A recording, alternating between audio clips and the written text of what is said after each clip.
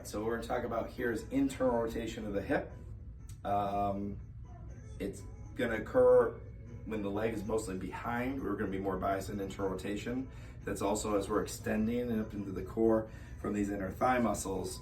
And so what we wanna avoid, which a lot of people do, is having the toes out like this when you're on your rear foot, because now things are not gonna line up well in the body. We're not gonna have a good channeling to our adductors, and we're not gonna channel up into the core as well either. So the people who do this are better usually down here, more flexed, versus being extended and lifted. So when we squeeze in here, the other thing that can happen is we can overuse those inner thigh muscles and get like a bursitis or tendonitis in here if we're not using our internal rotators and our glutes too to pull it all together. So if I'm straddling a line, or actually there's a line right here, if you can see that, kind of through here, I would start down low in my glutes, and then I'm kind of handing off my weight and squeezing, channeling through my inner thigh and up in the core here. And that's where I'm gonna get that good internal rotation.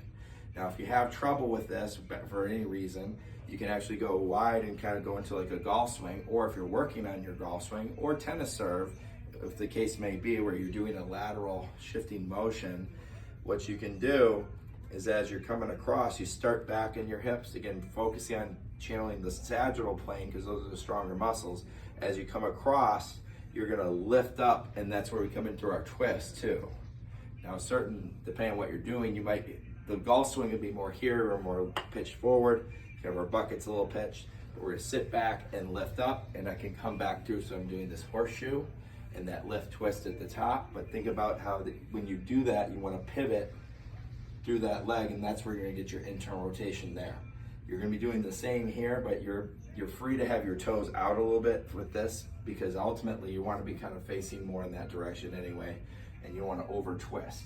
But it is a combination of rotation at those hips and rotation up top, and that's where you might wanna use your golf club. This stick's a little short, but maybe a longer stick or something, or a dowel rod. But I can lift, twist. I'm pulling in the core so as not to twist so much from my low back, and I'm gonna kind of do the horseshoe and lift from side to side. But I can also do it like the ballroom dancer kind of thing, where we're gonna kind of do the same thing. We're sit, lift, and twist here. And I could walk like that too. But I wanna think about how that back leg is gonna internally rotate as I'm squeezing, lifting up. So it's glute, inner thigh, and those internal rotators. And that's where we wanna kind of bring it all together. All right, good.